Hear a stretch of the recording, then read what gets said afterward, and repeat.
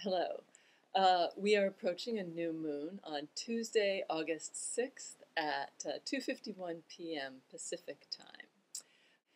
I will go through the specific aspects and especially what it means for specific signs and groups of signs. But first, I want to talk about something very important about this new moon and how it relates to the energetic signature that we've been going through for some time. As most of you know, for some time, we've been going through an energetic signature that involves certain social, societal difficulties that some of us are feeling very, very personally and with a great deal of, pain or sorrow or loss or physical, mental, emotional struggle. And certainly for many, it's been a very long, powerfully difficult time. For the past few months, I've been speaking about a very positive aspect. It's called a grand trine between the water signs of which are Cancer, Pisces, and Scorpio. So what this means, what this has meant, what I've been talking about for months now, has been easing our way through the difficulties, through the kinds of issues that this very positive aspect represents. Because Saturn is involved, it involves work on an issue, and because Neptune is involved, spirituality and connecting to something bigger than ourselves. And because it involves Jupiter, it involves benefits, and the Jupiter's in Cancer, so that also involves nurturing and emotional connection. These are all water sign issues.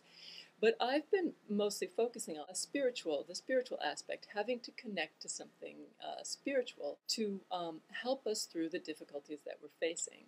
So what does that mean, kind of connecting to something spiritual, especially in these times when going through difficulties?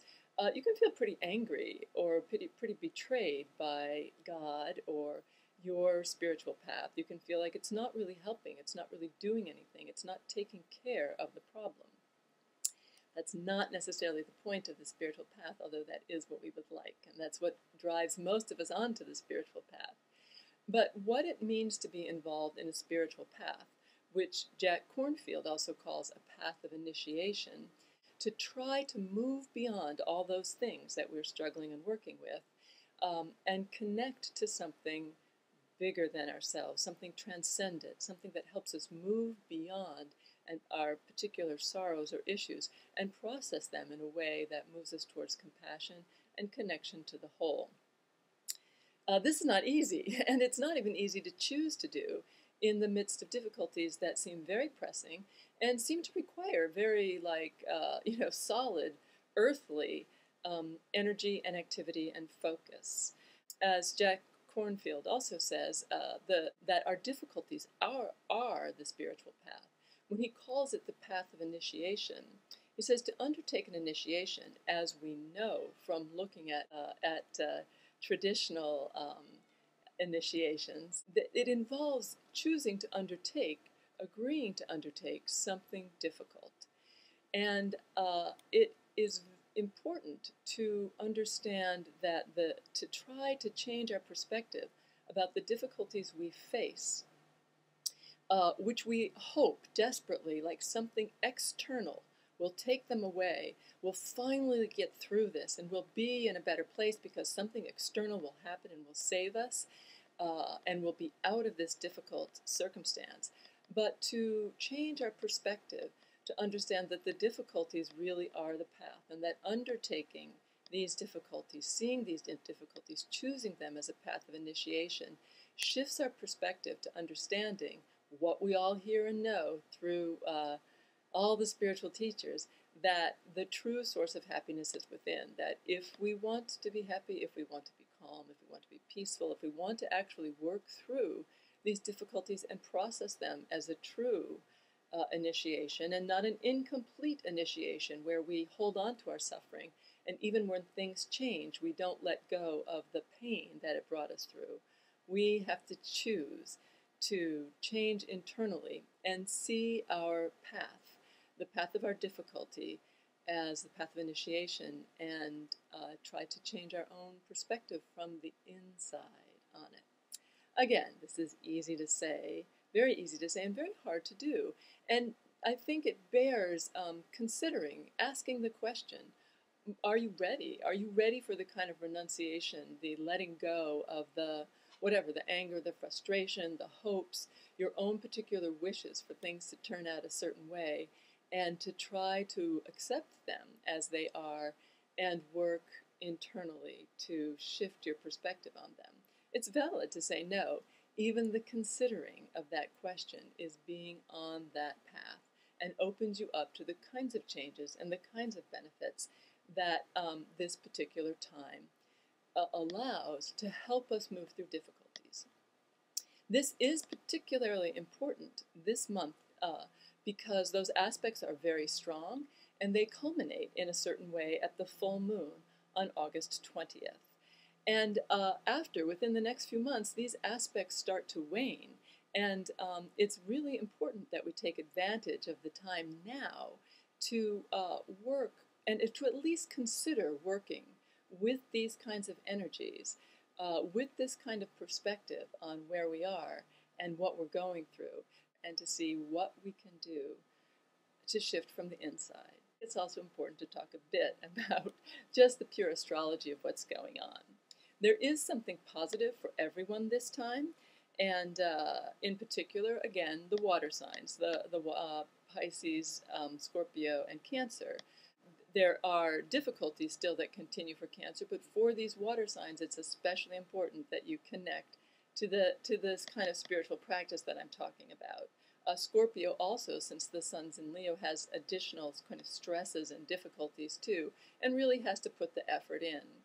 The fire signs, Leo is in a really interesting place. It's going to be hard. It's hardest for all of the fire signs, Leo, Sagittarius, and Aries.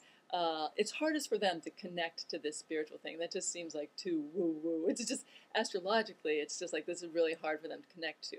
But it is part of the astrological signature, and it is important for you to also try to connect to it. For all of the fire signs, especially for Leo, it's very important for you to kind of go with the inspiration of the moment. This is a great time for creativity and expanding your mind, and it's really important to kind of follow your instinct of the moment. It's good. Taurus may feel a little bit like they're putting in a lot of effort and not quite getting the recognition. There's good work opportunities for all of the earth signs and for getting attention and making money. Again, Taurus, you're more likely to feel that you're not getting quite back what you deserve. But, keep doing it. Keep putting the time in. Gemini is one of the signs that is also likely to feel a little bit like out of it these days. I just don't get it. Gemini and Aquarius, they are more likely to feel like, what are you talking about? Both positive and negatively. There's more of a sense of I don't know, things are just going. And I don't really get any of this. Again, too, that doesn't mean it's not important to try. It just means it's a little bit more difficult to connect to it. And, Libra. Libra, it's hard for you. Libra probably has it the hardest. Just because there's a lot of difficult aspects for Libras right now, and they're most likely to feel the rug getting kind of pulled out from under their feet, and going back and forth from feeling things are really going well to feeling like, oh my God, everything's going to fall apart. Once again, even though it may feel harder for you, you may not feel like you have the time, doing the work to connect to this particular kind of attention towards your perspective on what's happening can really shift and change. It's not like you have to force yourself to do it. It's just like you have to, in some sense, breathe in an awareness of the difficulty without trying to push it away and just see what it's like to experience it, accept it, and feel it, and then breathe it out without trying to change anything, but just accepting it as it is, for what it is, and not necessarily fighting it.